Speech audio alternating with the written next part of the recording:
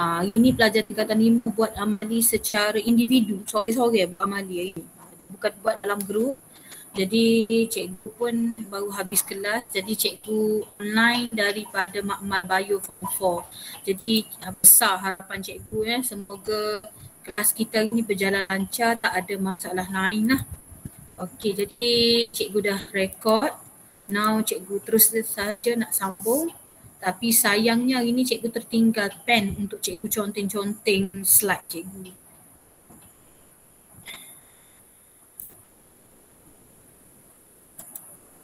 Okey, nampak tak slide cikgu? Nampak. Okay, Alhamdulillah. Jelas deh suara cikgu deh? Jelas. Okey, Alhamdulillah. Okay, now kita nak masuk 15.6 iaitu isu kesihatan berkaitan dengan sistem pembiakan manusia. Jadi awak macam biasalah dekat hujung-hujung bab, dekat akhir-akhir bab mesti ada isu kesihatan. Jadi isu yang pertama ialah tentang kemandulan. Sebab ni tajuk pembiakan. Jadi kita nak tengok apa masalah yang pertama ialah kemandulan. Jadi kemandulan ni berlaku apabila pasangan suami isteri tidak berupaya untuk melahirkan anak. Maknanya suami isteri tak dapat anak. Jadi keadaan ini mungkin berpunca daripada suami atau berpunca daripada isteri atau yang sedih laginya kedua-duanya mandul.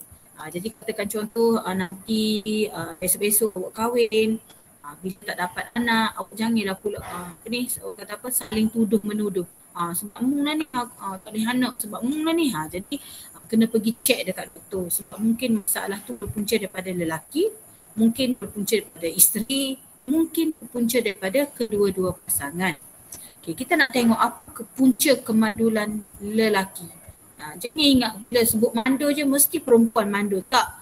Ada juga lelaki yang mandul. Okey, jadi yang pertama kerana testis tidak menghasilkan sperma.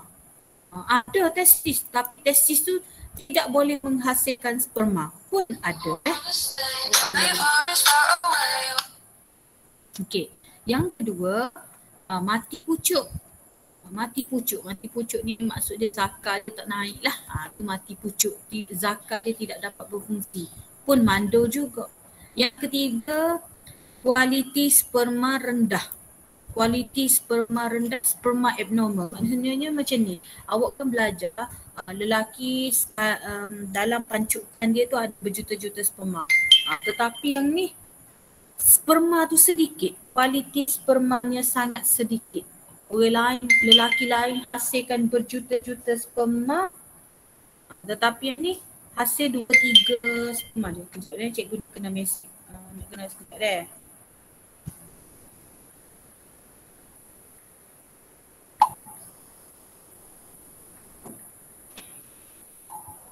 Okay.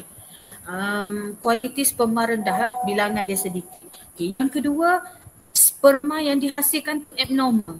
Maknanya cacat sperma tu. Mungkin tak ada kepala, mungkin tak ada ekor, mungkin ada bahagian tengah saja. Ada juga macam tu. Okay. Lagi, ketidakseimbangan hormon. Hormon tu tak seimbang. Dan akhir sekali, bilangan sperma yang kurang. Tadi kualiti sperma rendah. Kualiti sperma rendah maknanya sperma yang dihasilkan tu kata apa, kualiti dia lah tidak bagus. Kemudian bilangan sperma rendah. Jadi ingatlah lelaki pun boleh jadi mandul. Okay, seterusnya kita nak tengok punca kemandulan perempuan pula. Okay, perempuan ni yang pertama ovari tidak menghasilkan oosit sekunder. Ovari dia ada tapi telur tak ada. Maknanya ovari tidak dapat menghasilkan oosit sekunder. Yang kedua, uterus abnormal. Ni awak belajar kan ni. Okey, sekejap okey, ni kawasan ni. Kawasan uterus, rahim. Rahim tu abnormal. Rahim dia cacat. Lepas tu ada satu lagi. Ada perempuan yang dilahirkan tanpa rahim. Sebab tu ada kan drama pukul 7 tu, perempuan tanpa rahim. Mana ada. Awak jangan ingat tak ada benda ni. Ada. Dia lahir-lahir, dia tak ada rahim. So macam mana dia nak mengandung? Tak boleh mengandung lah. Okay, lagi. Sekejap cikgu dah ni. Ya, lagi ketidakseimbangan hormon. Untuk berlakunya kitahid, dia kena ada 4 hormon. 4 hormon iaitu FSH, LH, estrogen dan progesteron. Tapi cikgu ada sebut itu. Bila salah satu daripada 4 hormon tu tak seimbang, salah satu hormon tu kucar, maka kucarlah kitahid awak. Jadi bila kucar kitahid awak, agak sukar sedikit awak nak mengandung. Okay, kemudian tiub Fallopian tersumbat.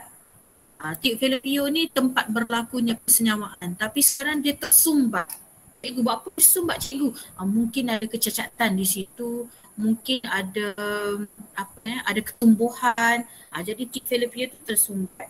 Okay, kemudian ada ketumbuhan dalam uterus. Ada ketumbuhan dalam uterus. Jadi ini adalah punca-punca kemandulan. Jadi awak kena tahu apa punca kemandulan lelaki, apa punca kemandulan perempuan. Okay, now kita nak tengok apakah rawatan-rawatan yang boleh diberi untuk membantu orang yang mandul. Jadi kalau dari segi hormon, maka ada rawatan ketidakseimbangan hormon, boleh dirawat menggunakan rawatan hormon. Contohlah Rashidah kekurangan hormon LH menyebabkan pengovulan tak dapat berlaku. Jadi doktor akan rawat dengan memberikan hormon LH. Jadi bila doktor suntik hormon LH, maka dia dapat menghasilkan oksid sekunder, dapat melepaskan oksid sekunder sewaktu pengovulan. Jadi kalau ada masalah ketidakseimbangan hormon ni tak apa, ada rawatannya. Yang kedua, kalau tiub Fallopian tersumbat, ada ketumbuhan ke, ada apa-apa ke, ataupun untuk orang lelaki saluran ductus sperma tersumbat, maka boleh dirawat melalui pembedahan. Doktor akan buat pembedahan, akan buang kawasan yang tersumbat tu. Okay. Yang ketiga, ada kaedah persenyawaan in vitro. Kita panggil IVF. Vitro F fertilization. Ada kaedah kaedah persenyawaan in vitro boleh digunakan untuk perempuan yang mengalami masalah tiub Fallopian. Tadilah tiub Fallopian dia tersumbat, maka sperma tak boleh nak pergi. Sperma tak boleh nak pergi untuk melakukan persenyawaan. Jadi dia akan guna kaedah persenyawaan in vitro. Okay. Now kita nak tengok yang cikgu kata tadi. Tiub Fallopian tersumbat. Benda ni kita tak tahu tau. Sehinggalah awak berkahwin 10 tahun tak dapat anak, awak pun pergi jumpa doktor, doktor pun scan, doktor pun x-ray. Rupa-rupanya ni tiub Fallopian. Rupa-rupanya bila doktor scan, doktor kata tersumbat. Blockage in tube. Tersumbat. Dan kenapa dia tersumbat? Sebab dia tersekat oleh tisu parut. Tisu parut ni dia luka ke cikgu? Mungkin dia luka, lepas tu ada ketumbuhan. So nampak tak? Ni semua ni ialah tisu parut. Jadi bila oksid keluar, oksid sampai sini je lah.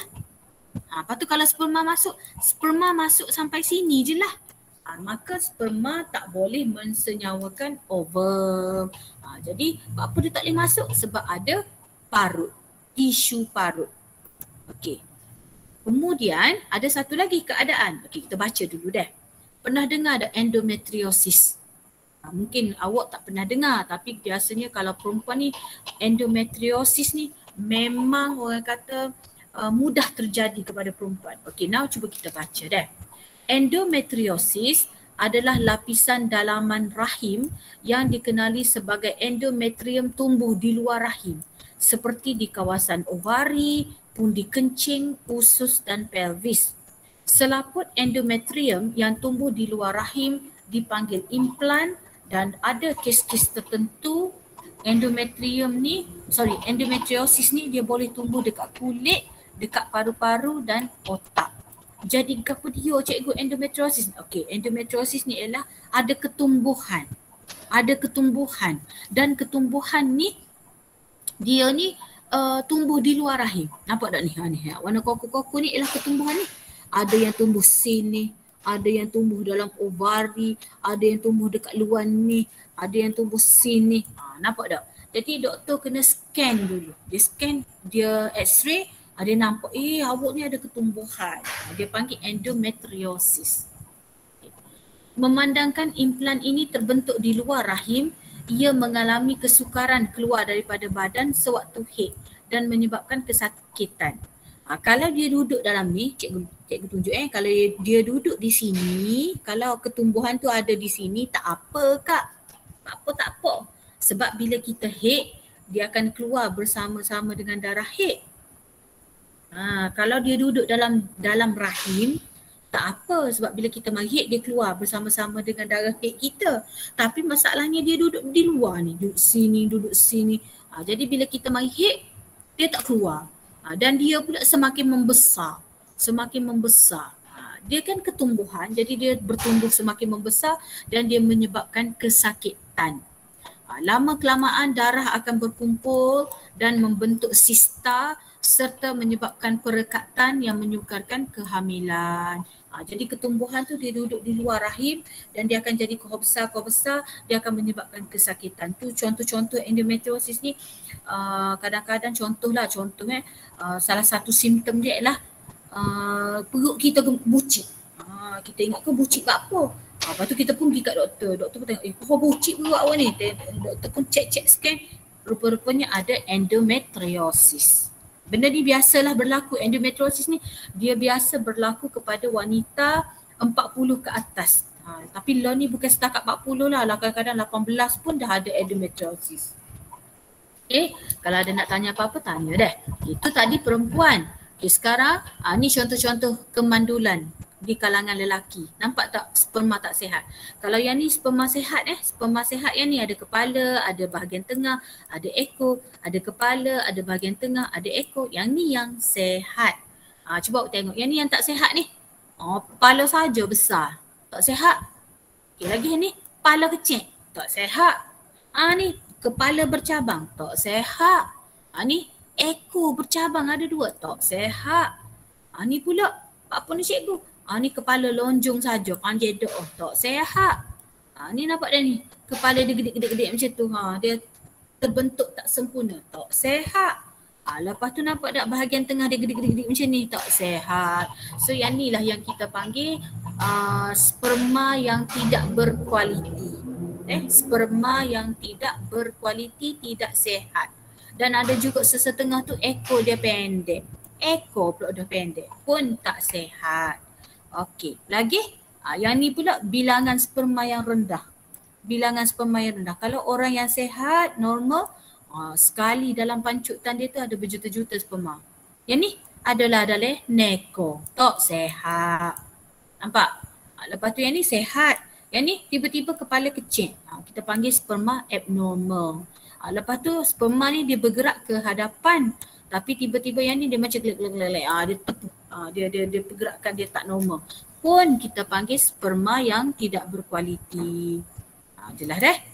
Okey, jadi ada pelajar tanya, cikgu buat apa? Kenapa boleh terjadi sperma yang tak berkualiti ni cikgu? Sperma tak normal. Jadi salah satunya akibat merokok. Okey, akibat merokok menyebabkan sperma tidak normal yang kita panggil teratozospermia.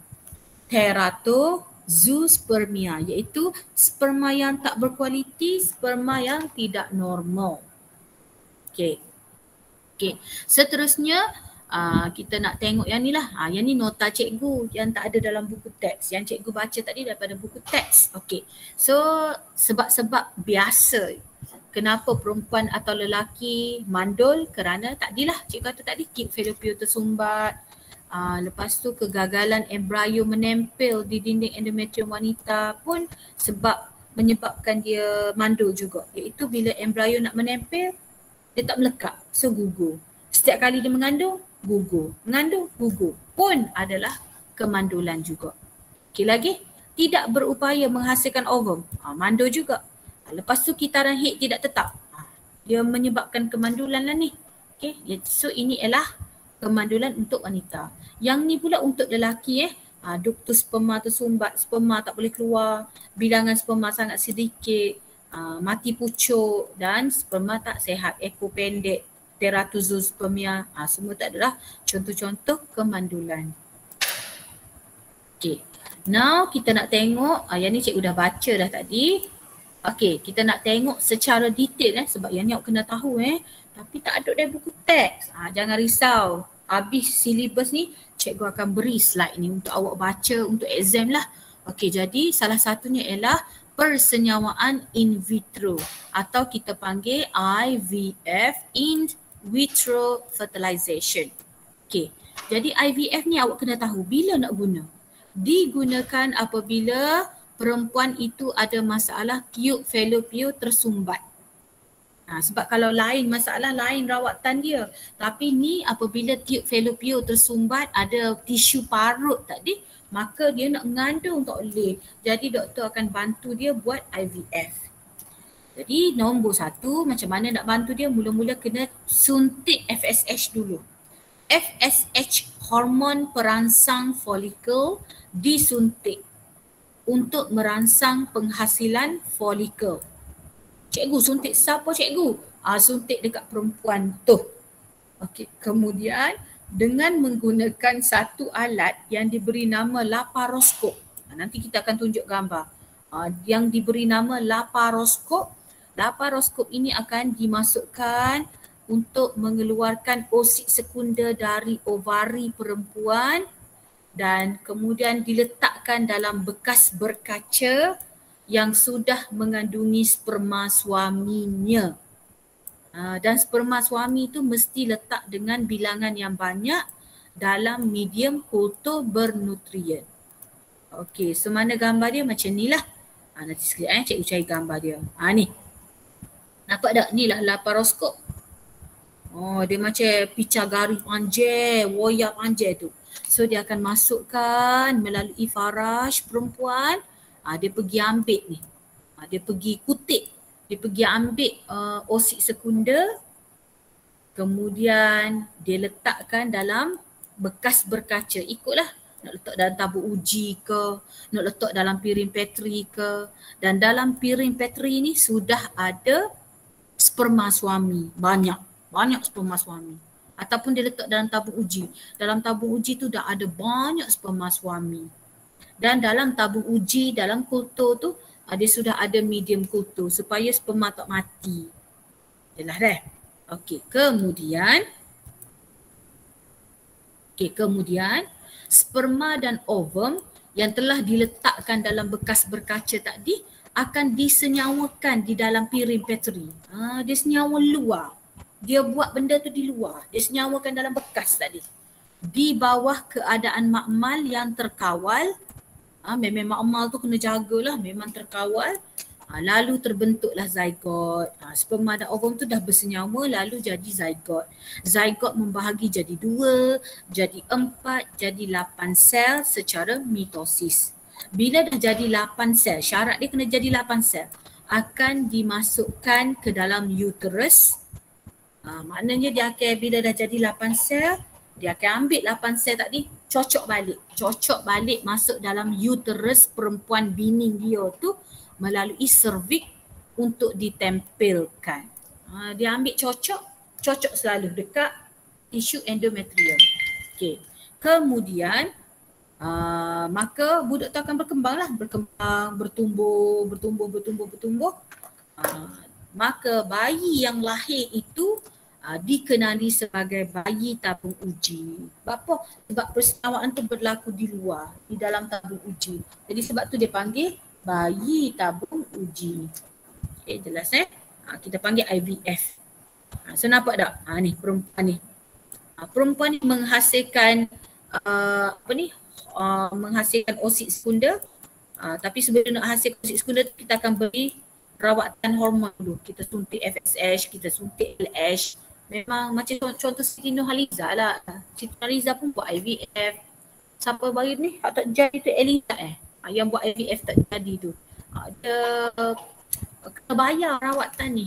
Dia kena bayar. Jadi tengoklah berjaya tak berjaya. Kemudian dia keluarkan. Nampak ni dia guna ni. Laparoskop ni. Keluarkan oosit sekunder tu. Okay, kemudian masukkan oosit sekunder ni ke dalam tabung uji. Dalam tabung uji ni dah ada banyak dah sperma. Dan dalam tabung uji ni ada medium kultur supaya sperma tu tak mati. Kemudian bersenyawa dah. Bersenyawa dah. Kita pun masak. Bersenyawa. Sperma dengan ovum bersenyawa. Kemudian dia pun membahagi secara mitosis sampai jadi 8 sel. Dah jadi 8 sel. Ambil 8 sel ni, cocok balik masuk dalam uterus. Masuk balik dalam uterus wanita, biarkan dia berkembang jadi embrio jadi fetus sampai lahir. Jadi yang lahir tu kita panggil bayi tabung uji. Okey, jelas itulah rawatan IVF. Nampak? Jadi bayi tabung uji orang panggil. Dan biasanya bayi tabung uji ni biasanya kebiasaannya lah perempuan tu akan mengandung banyak lah. Dia akan mengandung, dia akan kembar banyak. Tengok contoh macam ni, contoh kembar apa ni? So 2, 3, 4, 5, 6, 7, 8, 9, 10, 11, 12. Kembar 12. Berapa dia boleh jadi kembar 12? Dia macam ni Kak. IVF ni mahal kan? Jadi biasanya doktor dia akan kumpul dulu oosit sekunder.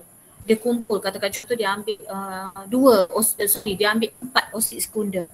Dia kumpul lah. Setiap bulan dia ambil 1, 2, bulan depan ambil 1 lagi, dia simpan oosit sekunder. Okey, dia sebab apa yang dia ambil banyak oosit sekunder? Sebab dia takut tak jadi. Sebab IVF ni mahal. Jadi dia pun ambil 4 oosit sekunder tu, dia senyawakan dengan banyak sperma. Tengok bersenyawa belaka. Tengok sperma mensenyawakan belaka 4 oosit sekunder. Jadi doktor akan tanyalah, doktor akan beritahu awak contoh, Rashidah, 4 ni disenyawakan belaka. Awak nak mengandung ke 4 kembar ni? Awak pun mestilah nak mengandung 4 kembar. Maka sekali awak mengandung, awak akan lahir 4 kembar. Okey, biasanya kalau kembar yang banyak-banyak ni, lebih daripada 2 ni, biasanya dia menjalani rawatan IVF. Okey, jelas tak? Apa yang ada kembar 8, kembar 12, kembar 10, check lah tu. Dia buat rawatan IVF. Okey. Yang ni cikgu tak bincang Cikgu perlu baca juga. Kita bacalah juga Okey, apakah punca-punca kemandulan? Yang ni punca kemandulan secara umum. Tapi kalau nak jawab yang ni, nak buat perempuan, lelaki boleh. Okey, kalau secara umum ni hormon tidak seimbang. Lelaki hormon tak seimbang, perempuan hormon tak seimbang. Yang kedua, organ set cacat atau dijangkiti penyakit. Organ set cacat.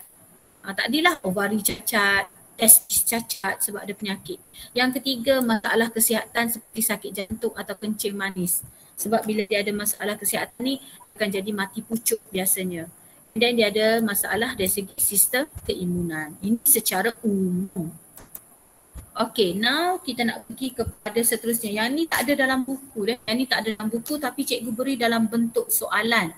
Cikgu takut naik reksa kan? Okey, so kita baca.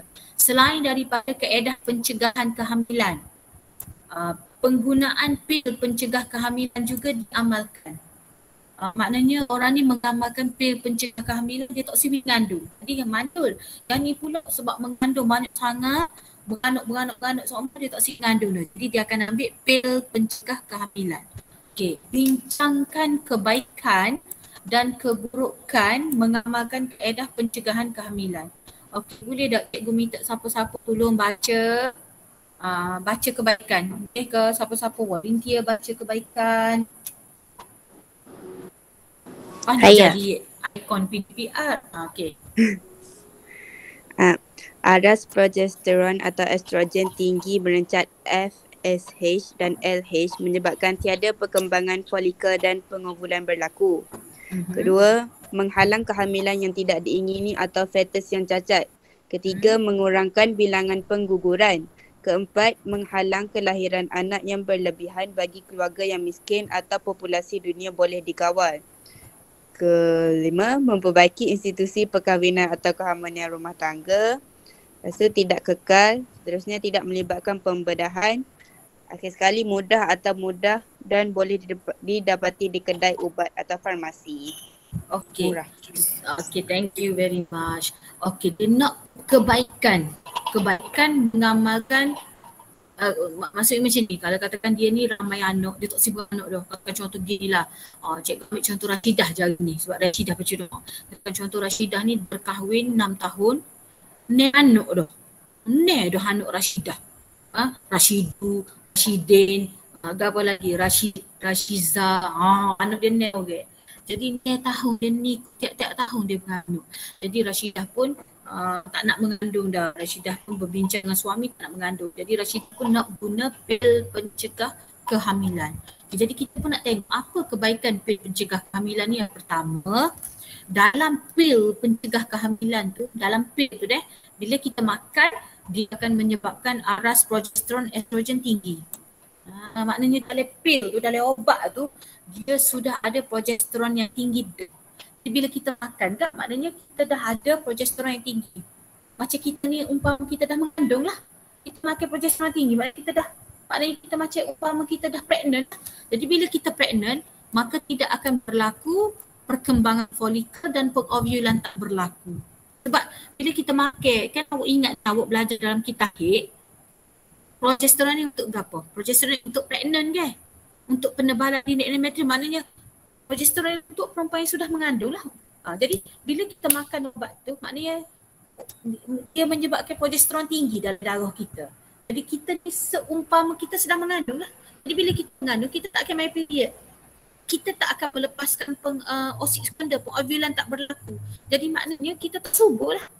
Jadi selagi awak makan ubat tu, katakan contoh awak makan ubat tu setahun awak tak mari period, setahun awak tak subur, jadi awak tak akan mengandung lah. Jadi tak akan mengandung sebab memang awak tak boleh mengandung. Sebab tu awak ambil pil pencegahan kehamilan. Jadi dalam pil tu, dalam ubat tu sudah ada progesteron estrogen tinggi. Jadi bila makan ubat yang ada progesteron estrogen tinggi, maka FSH dan LH tak keluar, maka tak ada perkembangan folikel, tidak berlaku pengovulan. Okay, jelas Yang kedua, menghalang kehamilan yang tidak diingini. Rashidah tak boleh mengandung okay? Jadi itulah salah satu cara yang kita boleh guna kalau kita tak nak mengandung kehamilan yang tidak diingini. Ataupun katakan contoh, umur awak dah 45 ke atas. Awak tak boleh mengandung dah, awak kata untuk sedang mengandung sebab doktor kata kalau 40 ke atas mengandung, risiko nak mendapat anak cacat tu tinggi. Betul? 40 ke atas kalau mengandung, risiko dapat anak cacat tinggi. Jadi kita pun tak simpan dah sebab takut anak cacat. Boleh. Okey, untuk mengelakkan fetus cacat. Yang ketiga, mengurangkan bilangan pengguguran. Mungkin bila umur semakin bertambah, kalau mengandung juga kita akan gugur. Jadi kita makan siap-siap obat tu. Maknanya kita ambil pil pencegahan kehamilan, mengelakkan pengguguran. Okey, lagi ataupun yang ni kita nak elak berlaku pengguguran yang tohuk anak tu. Yang lepas anak, tohuk anak tu siapa tu. Jadi makan ubat pencegahan kehamilan. Lagi menghalang kelahiran anak yang berlebihan bagi keluarga yang miskin. Keluarga miskin, dia tak siap anak dah. So kena makan ubat pencegahan kehamilan lah. Jadi macam contoh China kan, negara China dia kawal populasi ke. Dia kawal populasi dunia dia. Dia satu keluarga 2 orang anak je. Kalau lebih dipenjarakan. Jadi populasi dunia boleh dikawal. Memperbaiki institusi perkahwinan, keharmonian rumah tangga, bini tak sih, keluarga miskin. Jadi kena makan ubat lah untuk memperbaiki institusi perkahwinan. Lepas tu kebaikan dia ialah ubat ni dia tak kekal. Maknanya kalau misalnya contoh tahun ni tak sing mengandung, makanlah ubat. Tapi tahun depan 2023 nak mengandung, kena berhentilah. Kena stop makan ubat pil pencegah kehamilan, boleh mengandung balik. Jadi dia tak kekal. Lepas tu dia tidak melibatkan pembedahan, ubat.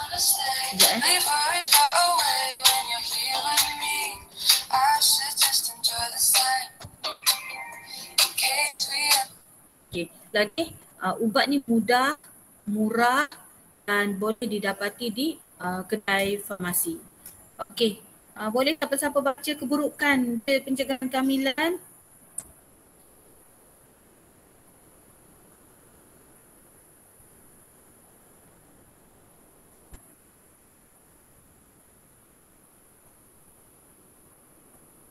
Siapa boleh baca keburukan? Saya baca. Okey. Keburukan. Dengar sikit suara, cikgu tak dengar. Okey. Kebergantungan terhadap pil adalah tinggi iaitu perlu diambil setiap hari. Membenarkan individu mempunyai berbilang pasangan. zina atau free sex. Kemungkinan risiko mendapat STD, penyakit kelamin adalah tinggi. Terdapat kesan sampingan iaitu kitar head terganggu, emosi tidak stabil, pening kepala, sakit kepala, tekanan darah meningkat, strok, serangan jantung dan pertambahan berat badan. Okey, dia ada keperluan juga makan ubat ni. Yang pertama, kebergantungan terhadap pil adalah tinggi. Iaitu perlu diambil setiap hari. Ubat pencegahan kehamilan ni dia tak boleh tinggal. Kalau awak tak singganduk, kena makan seumur. Maknanya kalau tahun tu awak tak singganduk, kena makan tiap hari.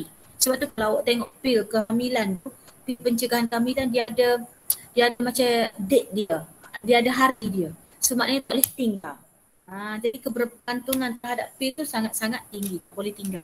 Yang kedua, ni yang tak molek ni bila bagi budak-budak yang ni rendah akhlak, bila dia tak siap mengandung, dia akan makan ubat.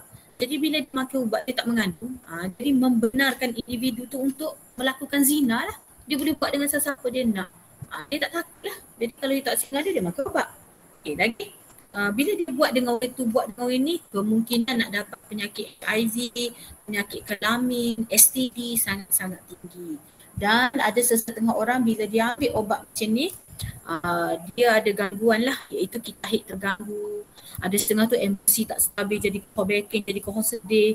Ada setengah tu jadi pening kepala. Dia ada efek dia ada kesan dia. Kesan sampingan panggil. Ada yang sakit kepala, tekanan darah jadi meningkat, teruk lagi stroke, serangan jantung dan pertambahan berat badan. Okey, jadi setiap apa yang ada di dunia ni sebenarnya ada keburukan, ada kebaikan. Okey, habis kita masuk 15.7. Okey, pertumbuhan dalam manusia dan haiwan.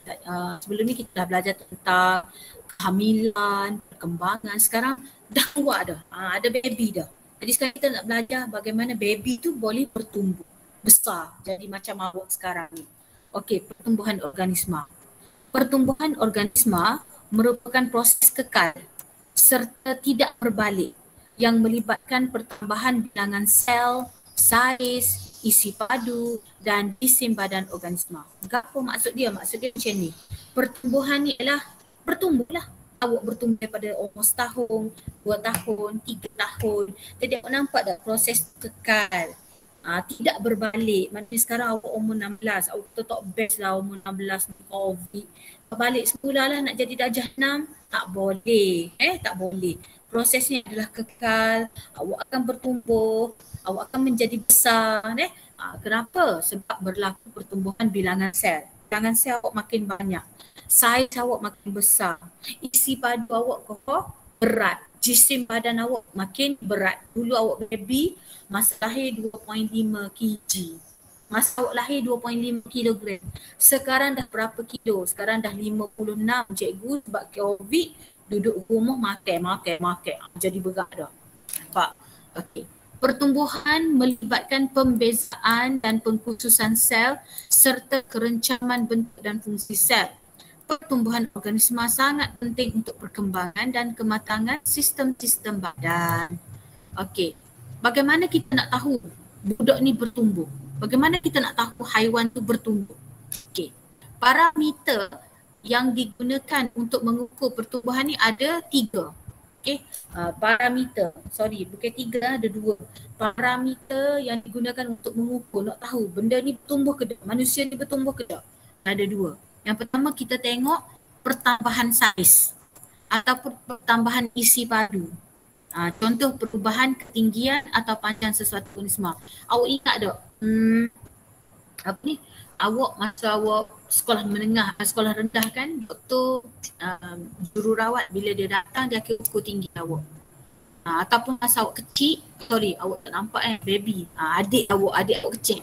Awak teman mak awak pergi klinik, adik awak yang baru beranak. Doktor akan ukur dia, ukur saiz dia, timbang baby. Sebab dia nak tengok naik tak saiz dia, naik tak berat dia, naik tak ketinggian dia. Jadi kalau naik ketinggian, berat badan bertambah, maknanya budak ni bertumbuh normal. Sebab tu kalau tengok setiap kali bawa baby, umur sebulan, doktor akan ukur bilik kepala lah, doktor ukur panjang dia, doktor ukur berat dia. Sebab apa? Sebab doktor nak tengok budak ni bertumbuh secara normal macam orang lain. Okay. Yang kedua, perubahan jisim segar atau jisim kering. Okay, kita tengok apa maksud jisim kering dengan jisim segar. Okay, jisim kering ni merujuk kepada jisim organisma selepas semua air telah disingkir daripada badan. Sebab tu dia panggil kering. Sebab kita kena buang air daripada badan dia. Caranya ialah dengan menimbang jisim organisma selepas dikeringkan di dalam ketuhar pada suhu 100 darjah Celsius berulang kali sehingga jisimnya tidak berubah. Okey, jadi kaedah ni sesuai dah untuk ukur manusia? Tak boleh. Kita tak boleh guna untuk manusia dengan haiwan. Tak boleh. Tak boleh guna jisim kering ni untuk manusia dengan haiwan. Sebab apa? Sebab kita kena bunuh dulu manusia dengan haiwan. Kita kena keringkan dalam ketuhar. Guna suhu 100 darjah Celsius. Kena panah dalam ketuhar. Air tak ada. Barulah kita timbang. Jadi bila kita air tak ada kita timbang, kita dapat jisim kering. Jadi kaedah ni tak sesuai untuk manusia dan haiwan kerana organisma perlu dibunuh.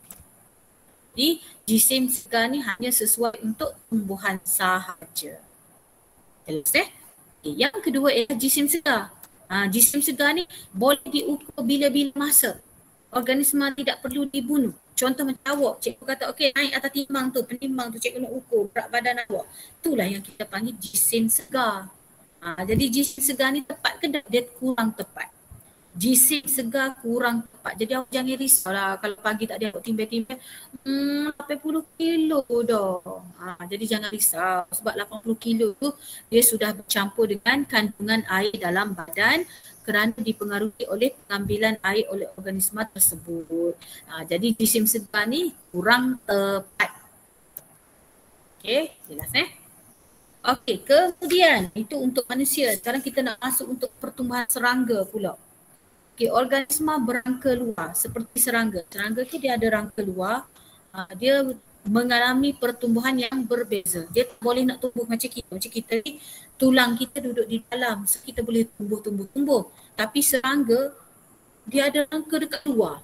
Jadi dia tak boleh nak bertumbuh macam tu. Serangga menjalani dua jenis pertumbuhan iaitu metamorfosis lengkap dan metamorfosis tidak lengkap. Okey, serangga seperti rama-rama menjalani metamorfosis lengkap. Dalam metamorfosis lengkap ada empat peringkat pertumbuhan iaitu tengok mula-mula dia jadi telur. Biasa serangga kan dia duduk rama-rama kan dia duduk dekat daun-daun tu dia akan bertelur. Ni telur dia. Okay, kemudian beluncas menetas daripada telur. Okey, keluarlah beluncas ni, larva. Beluncas ni ialah larva dan beluncas ni memang kuat makan daun. Kalau awak tengok kalau ada beluncas tu muka macam warna hijau tu, comel tu. Muka dia macam muka apa muka apa dah cerita tu Avengers tu.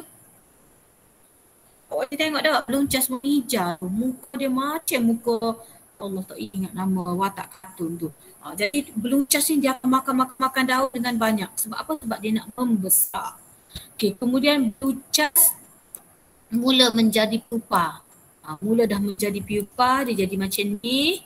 Okey, jadi perkembangan pesat berlaku di peringkat ini. Kemudian dia akan rama-rama akan muncul daripada pupa dengan sayap masih lembut dan berlipat-lipat macam ni.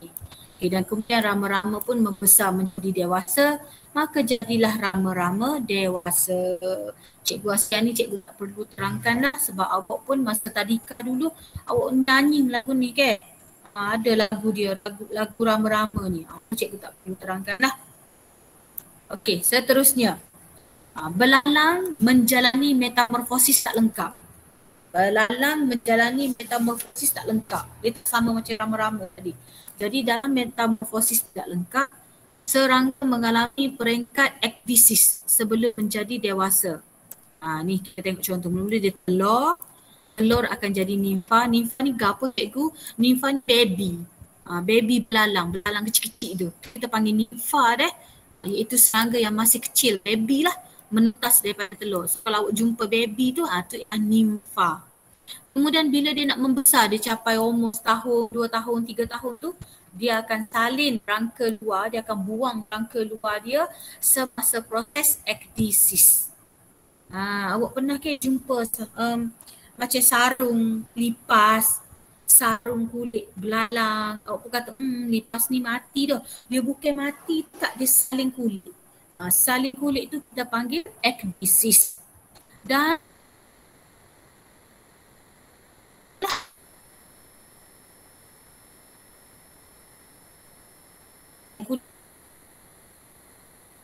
Cikgu, tak sekak, tak dengar.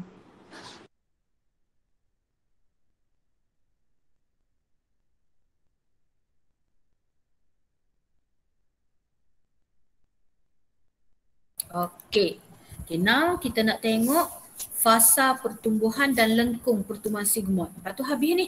Okay, nak habis dah. Okay, lengkung pertumbuhan didapati dengan memplotkan parameter pertumbuhan melawan masa. Jadi kalau kita nak dapat graf macam ni, kena plotkan pertumbuhan dia, pertumbuhan tu tinggi ke, berat ke, melawan masa. Memang kena buat macam ni. Maksudnya berat lawan masa, tinggi lawan masa. Masa tu bila cikgu? Setahun, 2 tahun ataupun sebulan, 2 bulan, 3 bulan. Jadi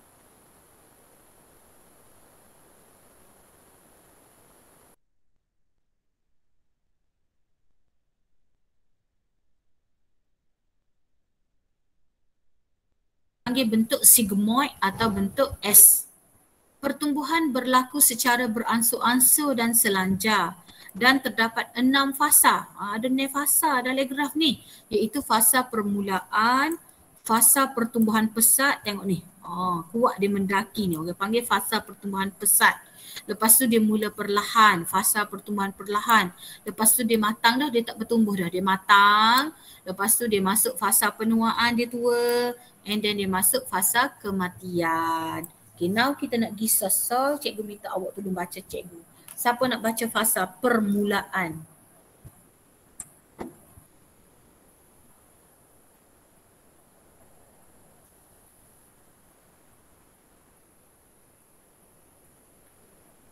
Saya. Siapa nak baca? Baca cepat baru kita habis cepat. Okay. Kadar pertumbuhan adalah rendah kerana melibatkan pembahagian sel dan pemanjangan sel yang sedikit. Merupakan satu fasa penyesuaian dengan sumber baharu yang wujud di persekitaran. Jadi fasa permulaan ke apa? Fasa baru tubik, fasa baru beranak. Jadi masa fasa baru beranak baru keluar tu, kadar pertumbuhan rendah. Sebab tu kalau awak tengok baby tu kan, dia tidur, lepas tu dia besar tu je. Awak tengok lambatnya adik ni nak membesar. Ya dah tu. Kadar pertumbuhan rendah kerana melibatkan pembahagian sel dan pemanjangan sel yang sedikit. Baby awak besar tu je. Awak tengok lambatnya adik ni nak besar. Okay. Merupakan satu fasa penyesuaian dengan sumber baharu yang wujud di persekitaran. Dia baru nak sesuaikan diri dengan persekitaran. Okay, next. Siapa nak baca fasa pertumbuhan pesat? Saya. Fasa pertumbuhan pesat. Kadar pertumbuhan paling cepat, pembahagian sel dan pemanjangan sel berlaku dengan aktif. Saiz organisma bertambah dengan cepat. Okey. Fasa pertumbuhan pesat ni contoh macam umur daripada macam contoh remaja dah. Macam contoh remaja. Jadi kadar pertumbuhan itu sangat cepat. Cepat ke awak daripada umur bila awak akhir balik awak rasa ke gotu ada gonya dah. Ya tu.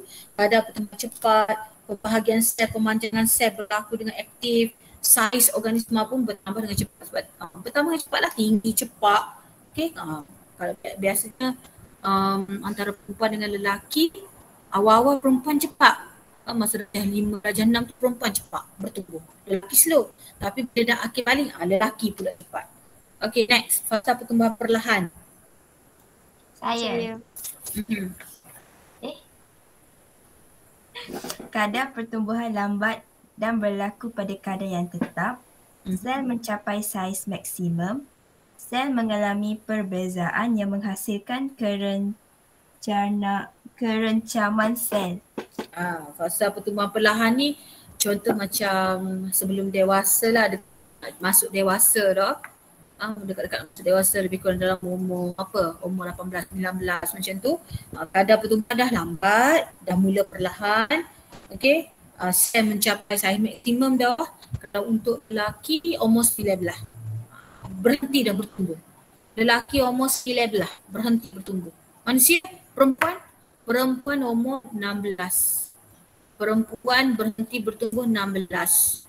Jadi dia slow dah tu, dia nak berhenti dah. Kenapa? Sebab sel hanya mengalami pembezaan untuk menghasilkan kerencaman sel. Sebab masa ni sel bukan untuk tambah saiz dah. Sel bukan untuk tambah ketinggian dah. Tetapi sel untuk menambahkan sel-sel baru, menggantikan sel-sel rosak sahaja. Okey, masuk fasa matang. Macam contoh cikgu dah matang dah. Okey.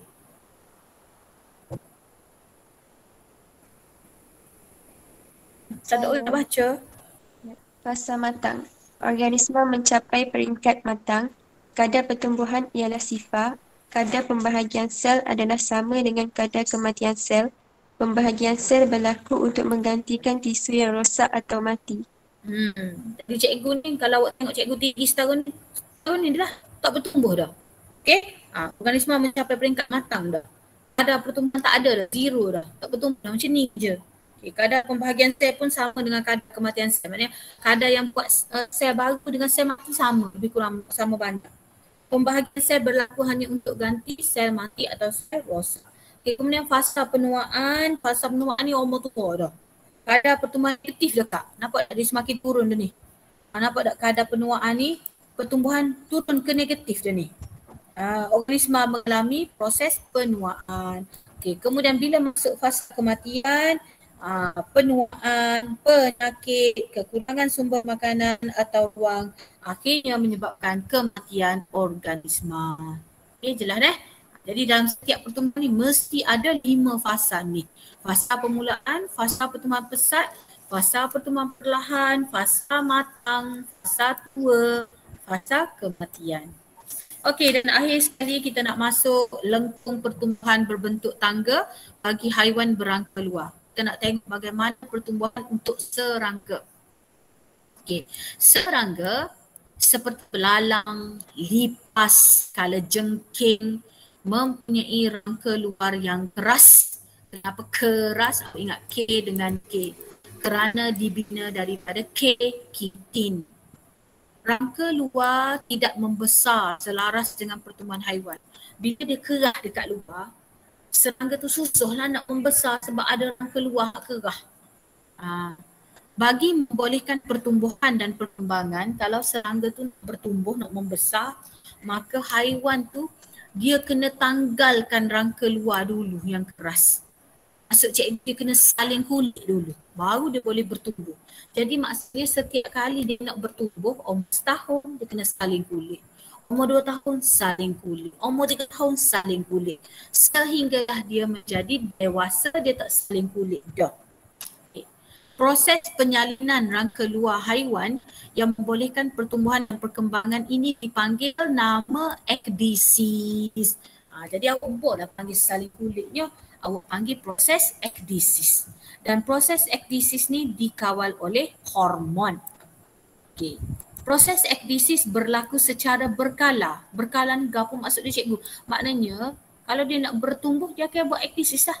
Setahun. Lepas tu masuk umur 2 tahun dia akan buat ekdisis pula 2 tahun, 3 tahun. Jadi dia berkala. Maknanya ada seumur dia buat. Okey. Pola pertumbuhan tidak selancar dan berbentuk tangga. Kalau kita plotkan graf, kita akan dapat bila kita nak buat graf untuk serangga ni, kita dapat graf dia bentuk tangga, comel. Bentuk tangga graf dia.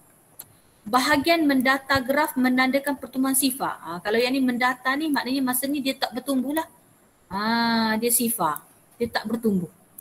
Pada peringkat ini kita panggil dia insta. Sebab tu dia panggil insta 1, insta 2, insta 3, insta 4, insta 5. Maknanya masa ni dia tidak bertumbuh. Serangga tidak mengalami pertambahan panjang badan. Dah. Okey, garisan menegak ni pula. Garisan menegak ni, tegak-tegak ni mewakili pertumbuhan secara mendadak. Cikgu saya tak faham. Okey, lagu ni dah. Awak tengok dah cikgu tunjuk. Ni sini dia saling kulit. Ni, ekdisis ke ni? Bila dia saling kulit, dia akan membesar. Dia membesar, dia bertambah badan dia. Lepas tu dia tak membesar. Lepas tu dia saling kulit pula. Lepas dia membesar, bertumbuh. Lepas tu dia tak, dia senyap. Lepas tu dia saling kulit pula. Dia membesar sampai dia peringkat dewasa, dia tak saling kulit dah. Dia tak buat apa-apa dah. Setara tu je besar dia. Okay, jelas Jadi pada peringkat ini, nimfa, baby tadi akan menjalani ekdisis dan mencapai saiz dengan cepat. Jadi masa garis menegak tu dia akan membesar badan dia. Okay, dan mencapai saiz dengan cepat. Proses ekdisis akan berlaku beberapa kali sehinggalah dia masuk peringkat dewasa. So kalau awak tengok sini, haiwan serangga ni menjalani berapa kali saling kulit? 1, 2, 3, 4, 5. Maknanya 5 tahun dia. Umur dia mungkin 5 tahun, 5 kali dia saling kulit sampailah dia jadi dewasa, dia tak saling kulit dah. Cikgu, saya nak cam mana dia saling kulit? Saling kulit ni dekat sini. Dekat bucu tajam ni. Dekat bucu ni lah tempat dia saling kulit seumur-seumur. Kalau yang yang mendata tu kita panggil insta. Okay, jelas so ni lah dia saling kulit ni, nampak ni rangka lama dia. Ni dia saling kulit ni. Keluar keluar belalang yang baru dah. Okay, bagaimanakah ekdisis saling kulit ni berlaku? Okay, jadi caranya ialah satu rangka luar baharu terbentuk di bawah rangka luar lama. Masa dia nak saling kulit tu dia kena ada dah rangka baru. Okay, rangka baru akan duduk di bahagian atas rangka lama. Sebelum rangka luar baharu menjadi keras, serangga akan menambahkan isi padu badan dengan menyedut udara. Dia akan sedut udara untuk kembang badan dia. Bila badan dia kembang, memecahkan rangka luar lama. Rangka luar ni pun pecah. Sorry, rangka luar. Betul lah, rangka luar hak lama ni pecah. Maka serangga akan keluar dengan rangka baru. Nampak dah, dia keluar dengan rangka baru dah. Apa dia boleh keluar? Sebab rangka lama ni dah pecah. Apa pecah? Sebab masa dia sedut udara kembang, dia jadi kembang, dia jadi crack rangka lama tu. Serangga pun keluar. Jadi serangga akan mengembangkan badannya sekali lagi sebelum rangka baru menjadi keras. Okey? Cikgu harap awak jelas lah. So cikgu tak akan baca lah yang ni sebab dah ada ni jawapan dekat buku teks. Ada apa-apa nak tanya tak? Jadi cikgu minta kita dah habis ni. Alhamdulillah kita dah habis semua bab dalam tingkatan 5. Alhamdulillah juga cikgu berjaya habis sebelum bulan 12 Dia kata hari tu 1 April 12 kena habis dah bab ni. So alhamdulillah cikgu berjaya habis. Ada apa-apa nak tanya tak? Jadi disebabkan dah habis, maknanya you all kena siapkan semua praktis formatif, kena siapkan semua praktis sumatif, kena siapkan semua kerja-kerja sebelum ni. Jadi hari Sabtu cikgu beri cuti lah kalau awak tak ada kelas.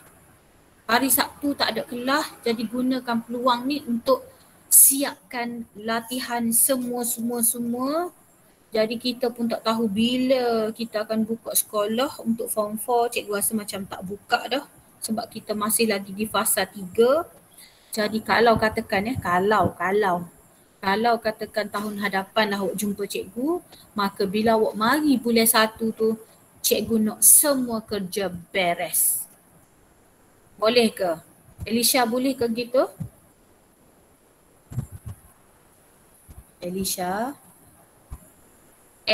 Nur Elisha.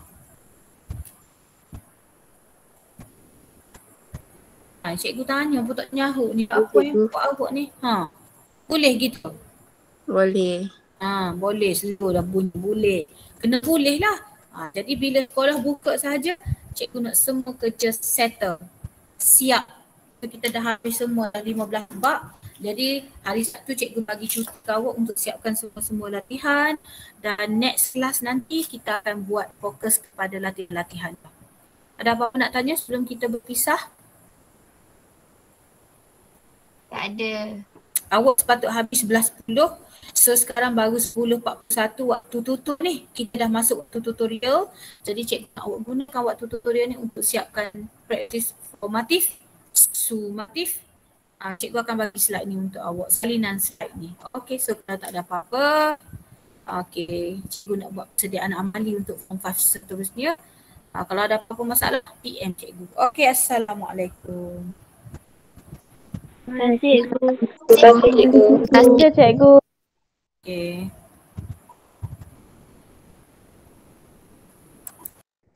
Cikgu.